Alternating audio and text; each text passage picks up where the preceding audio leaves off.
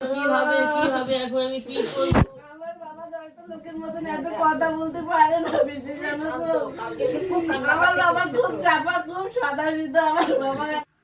এসআইয়ের ভোটার তালিকায় নাম না থাকায় গলায় ফাঁস লাগিয়ে আত্মঘাতী হলেন এক ব্যক্তি। মঙ্গলবার সকালে মর্মান্তিক এই ঘটনা ঘটেছে জলপাইগুড়ি শহরে নয়াবস্তি এলাকায় থাকা এলআইসি কোয়ার্টারে। মৃত ব্যক্তির নাম গৌরাঙ্গ দে। ঘটনায় শোকের ছায়া নেমে এসেছে গোটা এলাকায়। খবর পেয়ে ঘটনাস্থলে জলপাইগুড়ি কোতোয়ালি থানার পুলিশ মৃতদেহ উদ্ধার করে ময়নাতদন্তের জন্য জলপাইগুড়ি মেডিকেল কলেজ হাসপাতালে পাঠিয়েছেন তারা। কী কারণে এই মৃত্যুর ঘটনা ঘটেছে তা খতিয়ে দেখছেন তারা। হবে কেউ গভর্নমেন্ট সার্ভিস করে না, কিছু করে না, দিন আনে দিন খাও, বাবা মোমো বিক্রি করে, ওই দিয়ে ওদের সংসার চলে। ছেলেটা একটা সামান্য দোকানে কাজ করে। হ্যাঁ। কি নাম দিদি ওনার? শম্পা সরকার। যে মারা গিয়েছে না, গৌরাঙ্গ দে। গৌরাঙ্গ। বয়স কত? আমার না, আমি বাড়িয়ালাই বাড়ি। ওরা 60 বছর পার হয়ে হ্যাঁ। কি কারণে মনে হয় মারা গেল? উনি এসআইয়ের জন্য এই ঘটনাটা কালকে ঘটলো। SI ওখানে কালকে আসছে। এসআইয়ের হিয়ারিং ছিল, উনি গেছিল হিয়ারিং এ। তখন বাড়িতে এসে বলছে আমার তাহলে এখানে থাকা চলবে না, আমাকে তাহলে মানে বাংলাদেশে পাঠাবেন। উনি খুব কান্নাকাটি করছে এই ব্যাপার নিয়ে, আমার কি হবে কি হবে। পেশায় কি করতেন? উনি মোমো বিক্রি করতেন। এই আতঙ্কেই? হ্যাঁ, এই আতঙ্ক এসআই নিয়ে আজকে অনেকদিন ধরে 2002 এর নাম ছিল না, তাতে উনি আতঙ্ক হচ্ছে। কিভাবে মারা গেল? উনি ওই যে এসআইয়ের জন্য এটাই টেনশন করছে খালি, আমার নাম নাই, তাহলে আমাকে এখান থেকে বের করে দিবে নাকি, তাহলে আমি কোথায় যাব। বাধ্য হয়ে উনি রাত্রেবেলায় পুলিশকে নিয়ে গেছে? হ্যাঁ, পুলিশ এসেছিল, পুলিশ এসে নিয়ে গেল ওনাকে। আপনি কি হন? আমি উপরে ওনা ভাড়া থাকে, আমি বাড়িওয়ালা। আপনি বাড়িওয়ালা? উনি ভাড়া থাকতেন? হ্যাঁ, আজকে 8 বছর ধরে ওরা আমার এখানে আছে। ওনার নাম গৌরাঙ্গ গৌরাঙ্গ দে। আর আপনার নাম?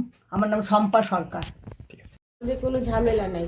ও আপনার কি হয় দিদি? স্বামী কি নাম? গৌরাঙ্গ দে। কি কারণে এটা হলো? কিছু না বলে নাই, এসআই এসআই এসআই, আমার নাম নাই নাম নাই এটাই বলে যাচ্ছে।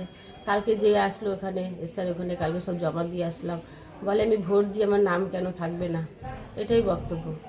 নামের এখানে কি ছিল? ডিলিট নাকি নাকি নাম ছিল আমরা না? ওটা জানি না, আমাদের বললো নাম ওঠে নাই, তারপরে গেলাম সব জমা দিয়ে আসলাম। কখন হয়েছে ঘটনা? এই যে সকালবেলা। সকালবেলা পুলিশ এসেছিল? হ্যাঁ। আর আর আপনার ছাড়া কি আছে? আমার ছেলে আছে, সব ওখানে গেছে। আমরা কেউ জানি না, আমরা যেরকম প্রতিদিন এসে আমাদের মোমো ব্যবসা তো, প্রতিদিন সকালে উঠে এসে মাল বানায়, তা আমরা খালি শুয়ে আছি, ও এসে মাল কাটতে আসবে, এখানে বসবে। কি নাম আপনার? কপি দে। উনি তো ছুটে এলেন। ছুটে আসার মতোই ঘটনা।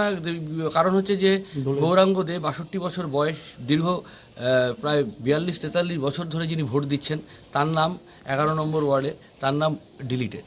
এবং তিনি কালকে গেছিলেন আমার কাছে, আমি ওনার আবার অনলাইনে ফর্ম 6 ফিল আপও করে দিয়েছিলাম। কিন্তু তারপরে বাড়িতে আসার পরে বলছেন উনি নাকি আমি এত বছর ভোট দিলাম, নির্বাচন কমিশন আমার নাম বাদ দিল কেন, এবং আমাকে নির্বাচন কমিশন আমার গণতান্ত্রিক অধিকার কেড়ে নিল কেন। অ্যাকচুয়ালি আমি আপনাদেরকে খুব ক্যাটাগরিক্যালি বলি, এটা শোকের মুহূর্ত, রাজনীতিক মুহূর্ত না। ভারতবর্ষের নির্বাচন কমিশন একটা স্বশাসিত সংস্থা, কিন্তু তারা এখন ভারতের কেন্দ্রীয় সরকার বিজেপি সরকারের এখন দলদাসে পরিণত হয়েছে, এবং একের পর এক প্রাণ 160টা মৃত্যু হয়েছে এই এসআইআরে। আজকে আরেকটা মৃত্যু হলো। এই মানে এটা হচ্ছে মানে এক জালিয়ানওয়ালাবাগে একটা হত্যা, গণহত্যা হয়েছিল, আর এটা হচ্ছে গণতন্ত্রের হত্যা হচ্ছে, আর একটা সেকেন্ড জালিয়ানওয়ালাবাগ। ঠিক আছে, একটা মানুষ নিজের প্রাণ কেড়ে নিল, কতটা আতঙ্কে সে ভুগছিল।